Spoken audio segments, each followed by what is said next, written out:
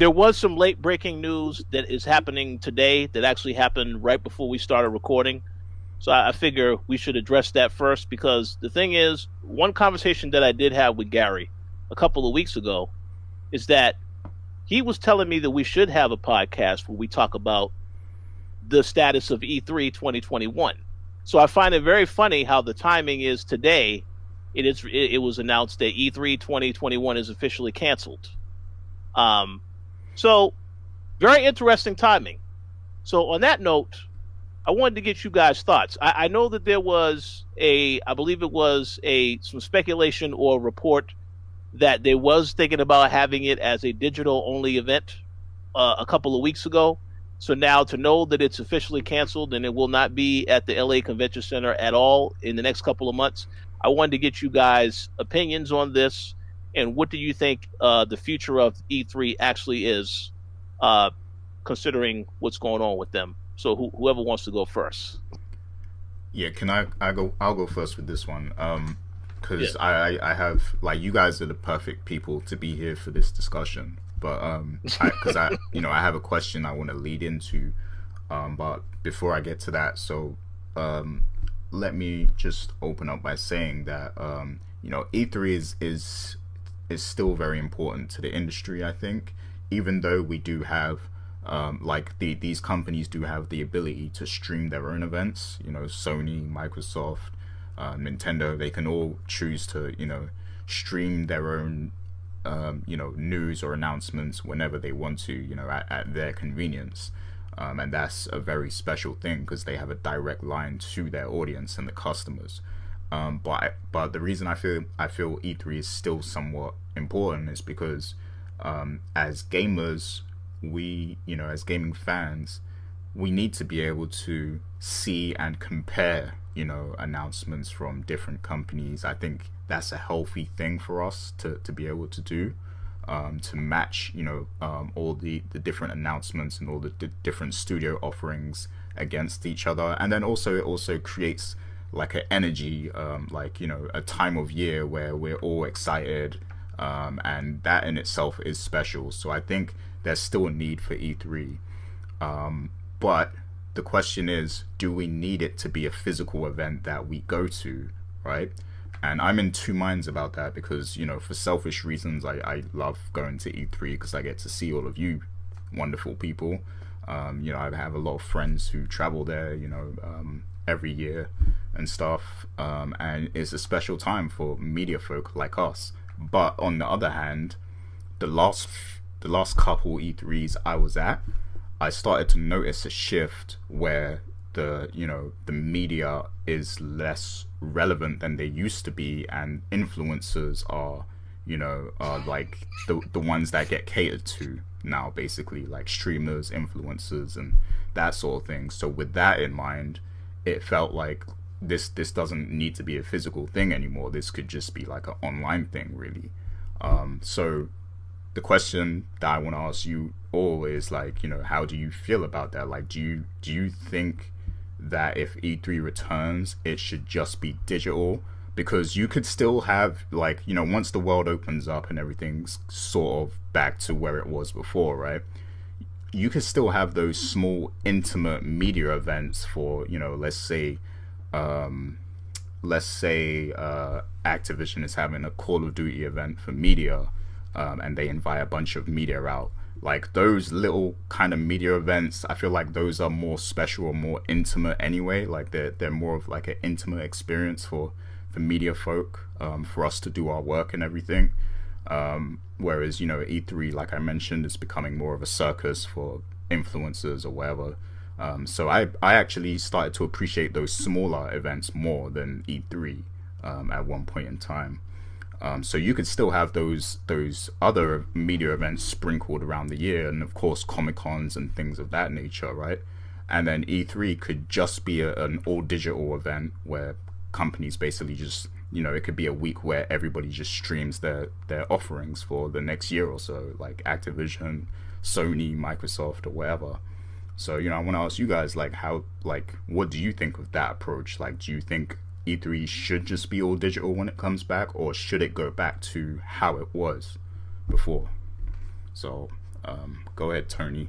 Yeah, I don't. I'm going to agree and disagree with you at the same time. I'm Mm-hmm. going to explain why. Right, I agree that we do need an industry event to keep everything congregated to 1 week because we saw what happened last year. Right, we had these little events every week, and they were all just it just felt like everything was dispersed so thin, nothing felt impactful, right? Whereas if we have 1 week of concentrated news, it feels more impactful because there's just wall to wall stuff, you know. And since everybody's competing with everybody else, they have to bring the big guns, right? We didn't have that last year. It was just a bunch of these little shows, and they just threw out some information, and people were getting hyped, and really nothing came out of them. There was really nothing exciting, right? So I do agree we do need a industry wide event where all the companies show off their best wares for the year, right?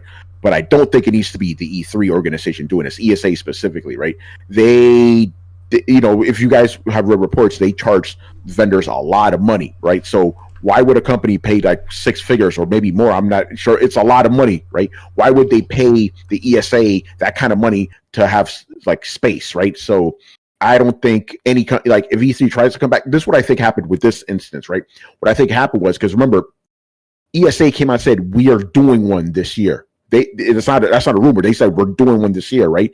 Contingent on how many people signed up. I was on third. I'm like, yo, nobody's signing up for that shit, you know, because it's too much money, right? Look what happened now.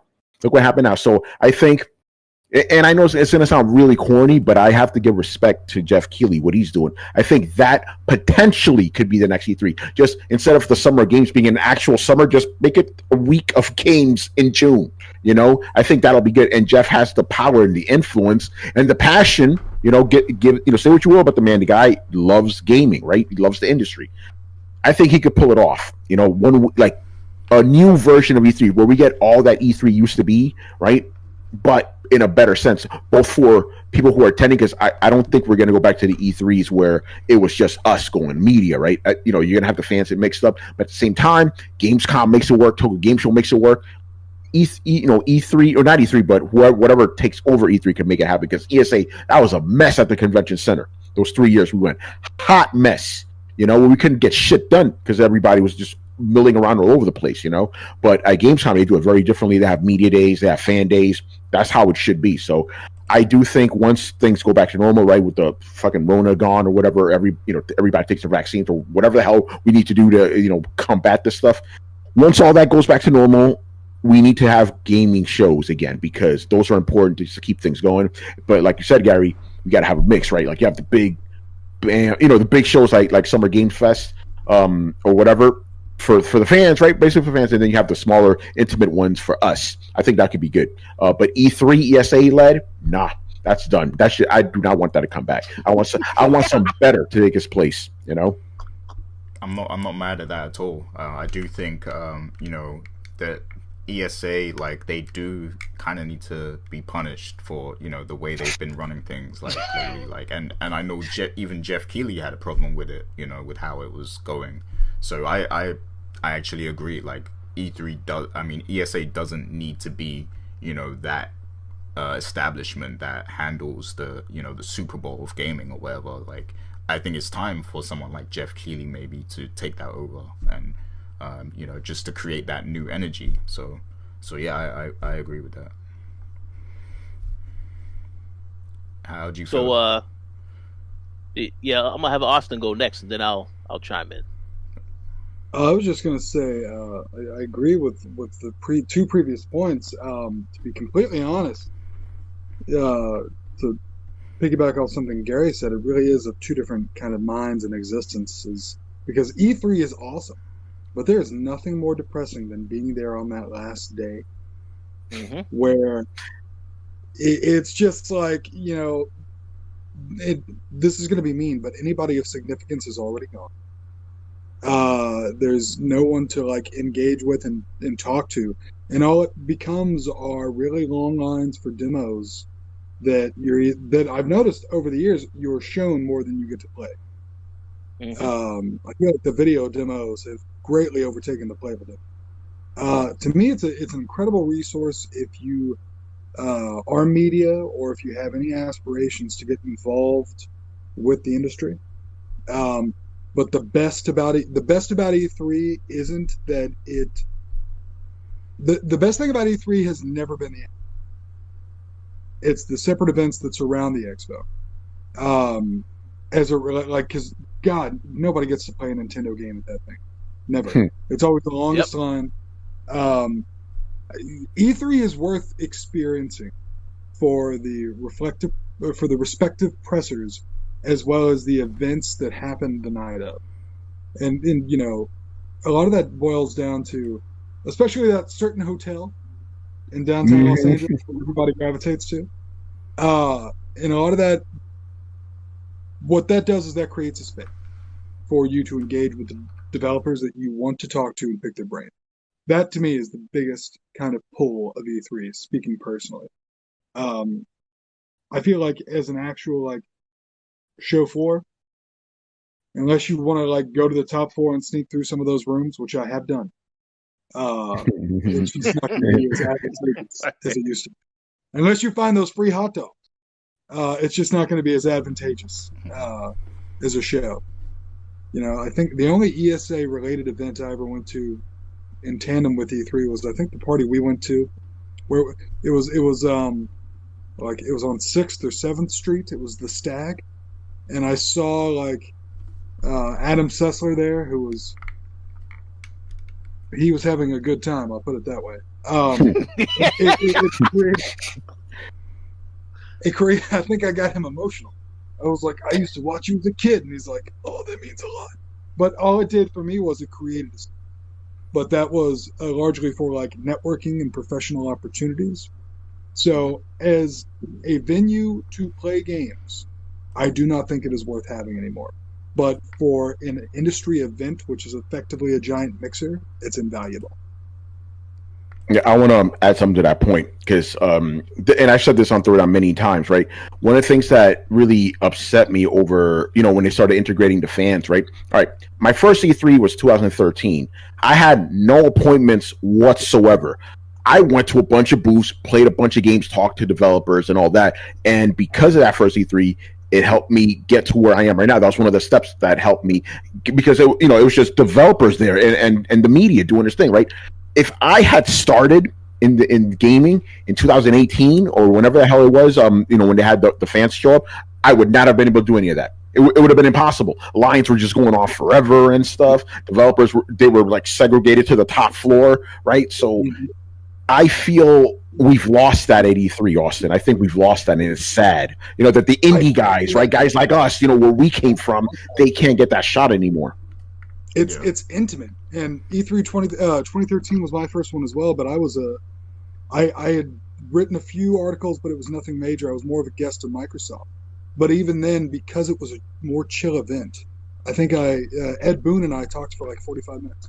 Nice. And the fact that I could have a one-on-one with him and not be someone who.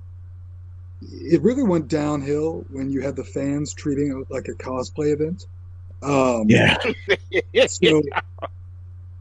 So I appreciated that those earlier events had a more, not only it's a weird contradiction because it was friendlier, it was more casual, but at the same time it was more professional.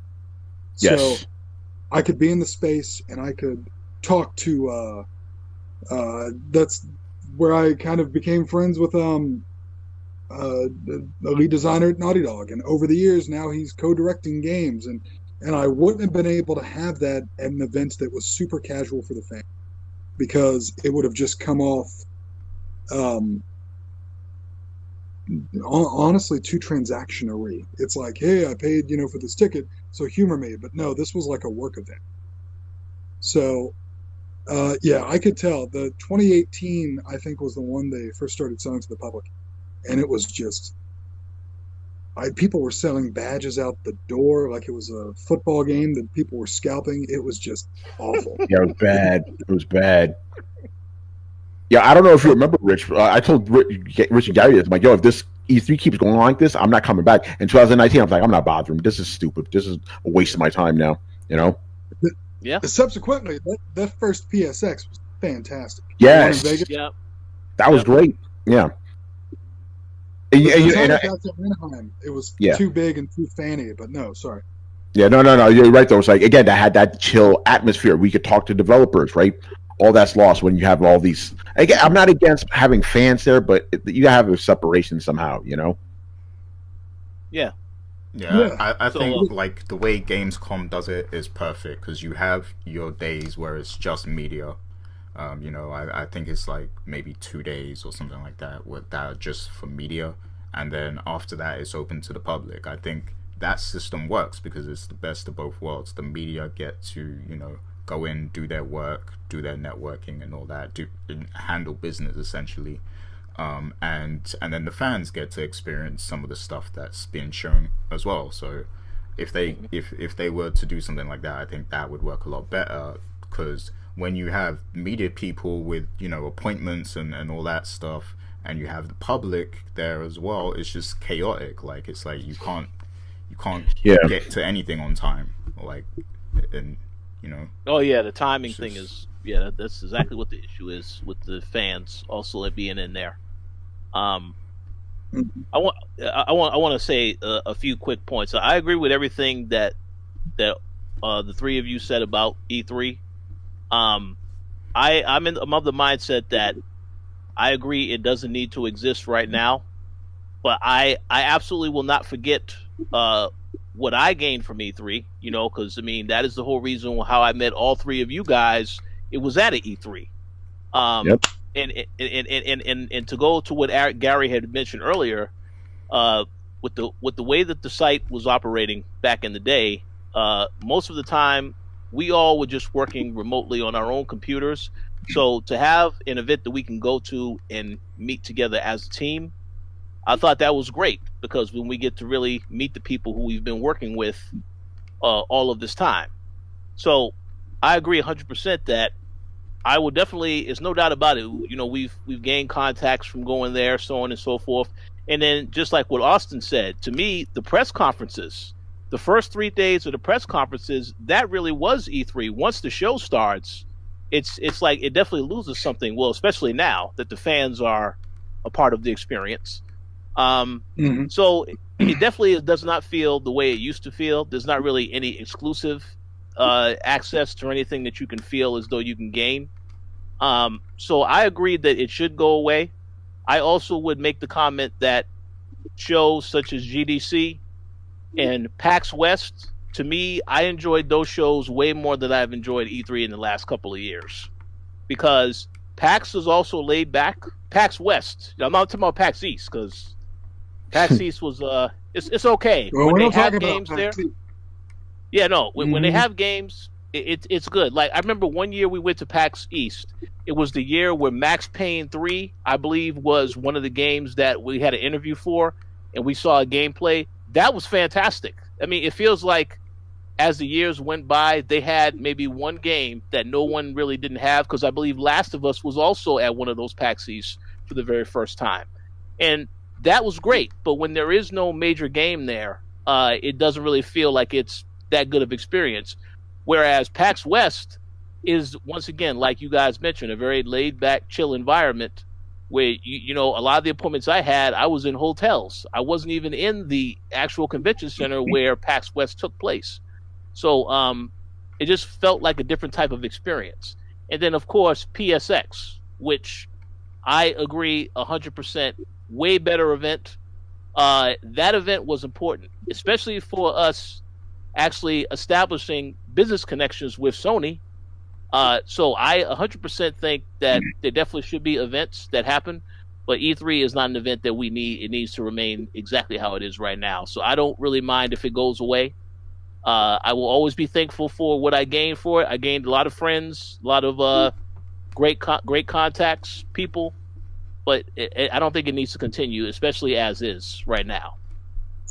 If I could say, what I love about something like PSX when it's a much more dedicated event, Hmm.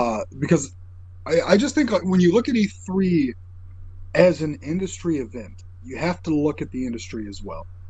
And there's been, especially in the case of E3, I've noticed the floor space has begun to be like dominated more by international teams, smaller teams, mobile teams.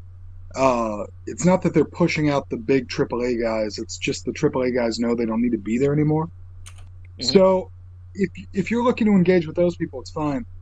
But I think, and this is all speaking for myself, because God help me, I've always wanted to have some uh, semblance of a professional career in the gaming industry for reasons that they are.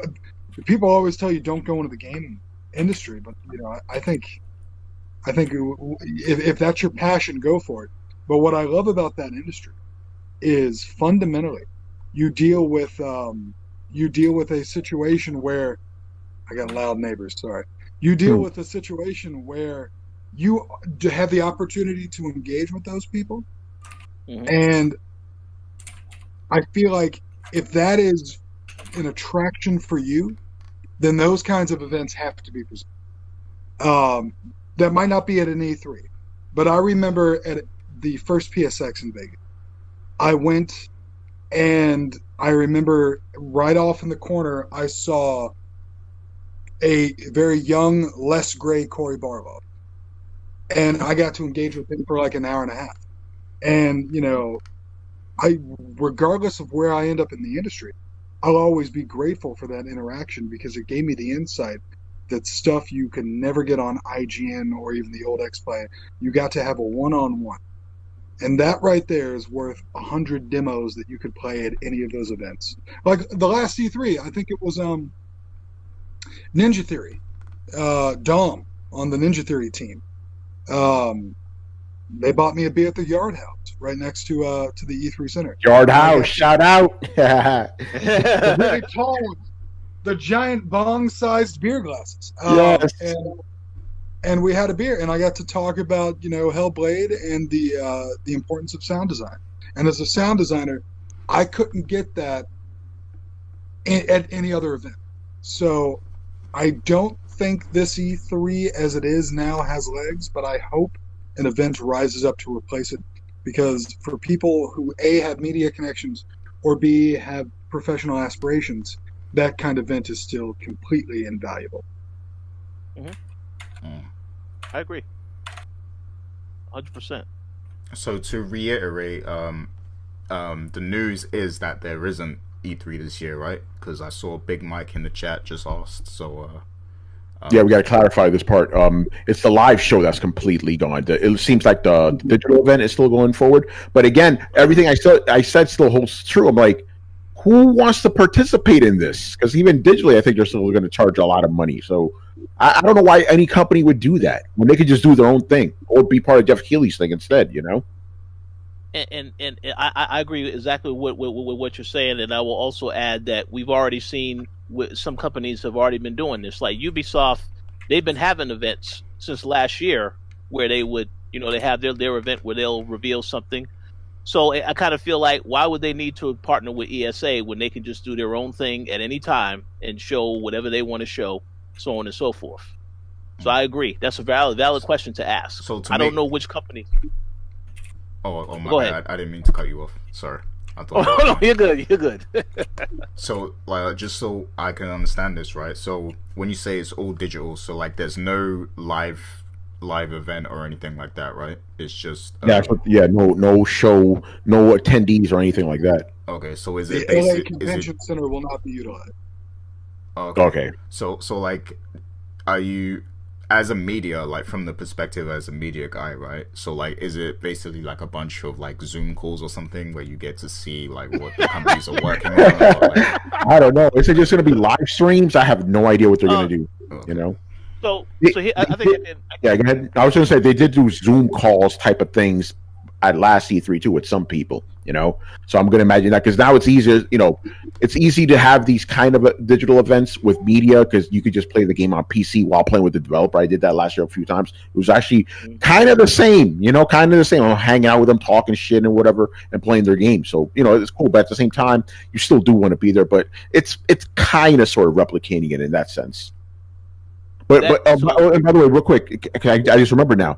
Didn't they say that they're trying to have it so they can stream games to the fans? So, like, fans can play streaming versions of games. I think I remember something, but it may not have been for E3 or for something else. That they're like, hey, we're going to try to stream these games and people just have them play, because that's a smarter move. Than you don't want fans downloading games. You don't want that, getting the source codes or whatever. But streaming games, I think that's a good idea. But I don't think it was E3. But hey, listen, I'm just going to say this. Don't let Stadia's failure knock you on streaming gaming, because things like GeForce Now, and even Amazon Luna and Xbox Game Cloud, they're good. It's just Stadia had a shitty business model, so charging you $60 per game. That's fucking ridiculous, Google was just the worst company to do it, because they abandoned everything. They abandoned all of their services. So but I do think streaming is the future, though. Yeah. Oh, I mean, it's unavoidable, but at the same time, PT is a cautionary tale. You want to have a physical copy of what you. Yeah. All I'm saying is, look what happened to music. Look what happened to movies. Games are just the next thing. I don't want it, obviously, because you're right. PT and all these. Look at Scott Pilgrim. We didn't have that for 8 years, right? Mm-hmm. But that's just the way things are going, unfortunately. Because think about it, if you're a kid who grows up 20 years from now, right, you're going to be like, why the hell did these old guys do this shit like this? All my games are just here on a pod, on my TV or whatever, on my laptop, buying games carte blanche, that wouldn't make any sense to somebody who just has everything at their disposal at all times. It cheapens the experience. I agree with you. You don't have that sense of ownership, but people think about it like this, right? MP3s took over. Even though CDs sound way better, but MP3s are convenient, That's just what it is. What was it, 2 years ago, where vinyl overtook any other kind of music sale? Yeah, and I'm glad you said that, because here's the thing: people aren't really buying music. I think they're fucking still stealing them. Video games, because people are fearing that games are free. Yeah. Oh my God! You don't get me started on that, bro. But people feared that gaming will one day be 100% digital. No. Gaming will always have physical. It'll be like vinyl, collectors, unlimited run games. They're going to be one of the big ones send the stage. If you want physical games, we got you. But for most people, they'll just buy or purchase it or subscribe, whatever, digital. But there's going to be that 10-15% that go, yo, I want my physical shit, and they're going to have stores for that. I guarantee you that. Oh, absolutely. I just hope that if it continues, nicest thing I can say about Cyberpunk 2077, I got an actual in-game booklet, and I was like, oh, thank you. Oh shit! They still make those. They still make those shit. I was like, oh, there's a map and everything. Thank you, CD Projekt. Yeah, I had the same feeling when I got Red Dead Redemption 2. I'm like, holy shit! There's stuff inside of this. Mm-hmm. Exactly. And it's in color. Anyway, go on, Rich. I have a quick question for Austin. So that booklet that you received from CD Projekt Red, was that also in yellow and black, which is the cautionary sign that proceed with caution when you play this game, or was that a different color? I'd have to look at it. Honestly, I played it once. Nothing against it. I'll have to revisit it. Definitely cautionary. There's a lot of yellow associated with that game, so I could see it. Yeah, and I think that was the warning for everybody. The two colors. So one quick point I do want to make about this, the question that Gary asked about the streaming and stuff. I do think that Ubisoft is one of several companies that are positioned to still do stuff, because last year I was in a lot of preview events where I was able to play Assassin's Creed as well as Watch Dogs remotely right on this computer. So they are definitely in a position where they can still do some type of preview events, and a lot of these events just happen at random times right before they would have their showcase event, the digital showcase event that they had. So Ubisoft is definitely in a position to still do stuff throughout the year, and they don't need E3. So and then the same thing with Outriders. I did get a chance to play Outriders on this same computer through a remote server the exact same way, just a demo. Like I got a chance to play some of that demo that's out right now, the same way. So they definitely can make that service available for people who want to play it, but to make it available for everybody, that might prove to be a challenge.